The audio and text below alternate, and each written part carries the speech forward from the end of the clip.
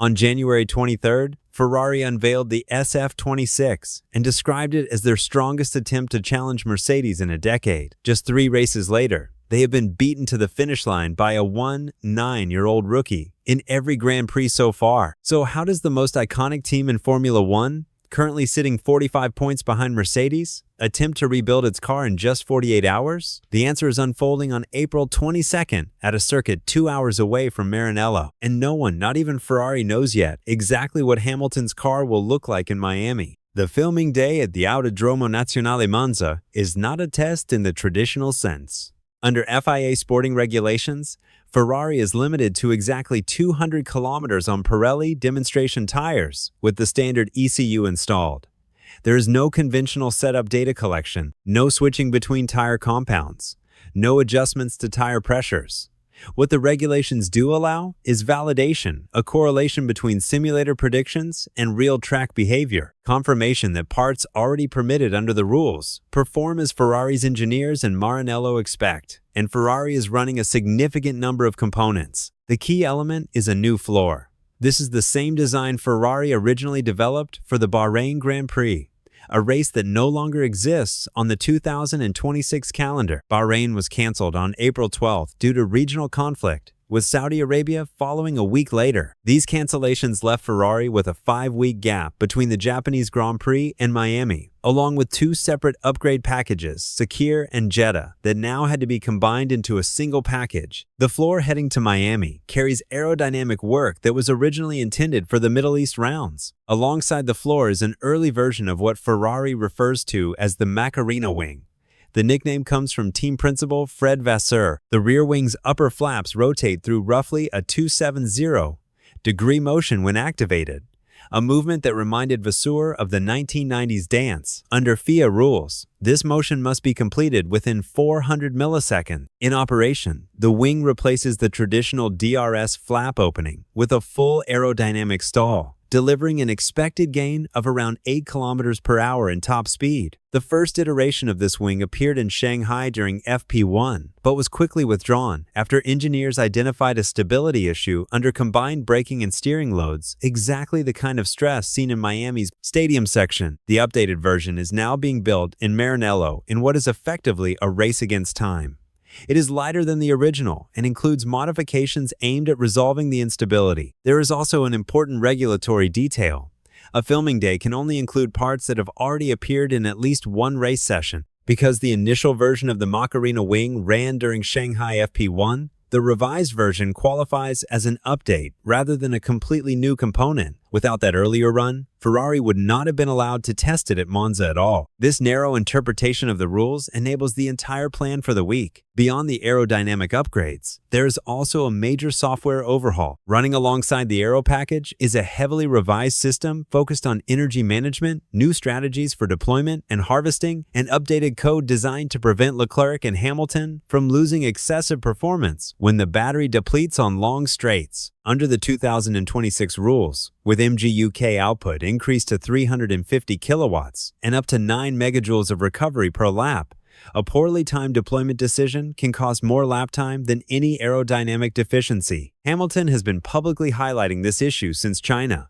Ferrari's performance deficit is most visible on the straights, particularly when rival teams optimize their energy usage. Mercedes, in Hamilton's own words, have stronger deployment and less drop-off at the end of straights.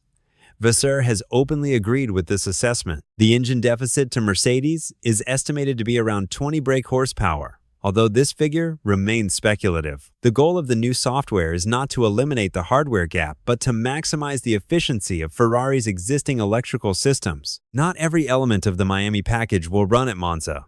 2 halo-mounted fins, briefly seen during Shanghai practice before being removed mid-session, are being held back for the race weekend. They were initially withdrawn due to a regulation requiring material consistency with the halo itself, an issue Ferrari has now resolved. These fins are expected to return in Miami. Also being reserved are Miami-specific cooling components. These involve bodywork modifications designed to handle the extreme heat and humidity at the Miami International Autodrome, where track temperatures have exceeded 55 degrees Celsius during races. This leads to the central strategic question: what will actually run in Miami?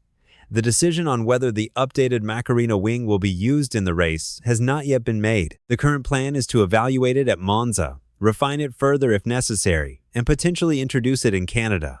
The Miami Sprint format complicates matters, with only one 60-minute practice session followed immediately by sprint qualifying. There is no margin to fix a complex new component that has never been fully tested in race conditions. If the wing shows any issues at Monza, Ferrari will revert to the standard version used in the opening round. If the data is clean, the team must decide whether to take the risk for added top speed or wait for a more flexible race weekend. Both rear wing options remain available, allowing Ferrari to choose between them on a race-by-race basis. Monza was selected for this validation not just because of its proximity to Maranello, but because of its energy demand. It is one of the most demanding circuits for energy usage on the 2026 calendar, featuring 6 heavy braking zones followed by 6 long full-throttle sections. The long straights, particularly the main straight, and the run from Curva Grande through the Lesmos provide the clearest environment to evaluate battery deployment and recovery. If the new software has weaknesses, Monza will expose them. This directly links to Miami. Despite being a street circuit, Miami places similar demands on energy systems. Its 1.4 kilometers back straight from turn 8 to turn 11 has produced speeds exceeding 340 kilometers per hour, with Kevin Magnussen's 345.6 kilometers per hour from 2022 still serving as a reference point. Over such distances, every decision about energy deployment translates directly into lap time at the braking zone. Monza remains the only track where Ferrari can evaluate the full energy cycle without interference from bumps or elevation changes. The hardware upgrades also align with Miami's specific challenges. The new floor is designed to improve grip, particularly in the stadium section from turn 11 to turn 16. Where low grip and tire degradation punish any sliding. Increased grip reduces tire wear and preserves performance into the final sector. The cooling upgrades allow Ferrari to maintain tighter bodywork in Miami's heat, preserving aerodynamic efficiency in conditions where Mercedes is believed to have an advantage. Weight-saving components, though not quantified, offer gains across the lap, especially in traction-limited exits onto straights where Ferrari is currently losing time. Each component of the Miami package targets a known Ferrari weakness. The real question is whether everything will be ready and functional in time, which brings the focus to the drivers. Hamilton and Leclerc will share the 200 kilometers allocation at Monza, alternating behind the wheel. The timing is significant because, for the first time since Hamilton joined Ferrari, their qualifying record is level.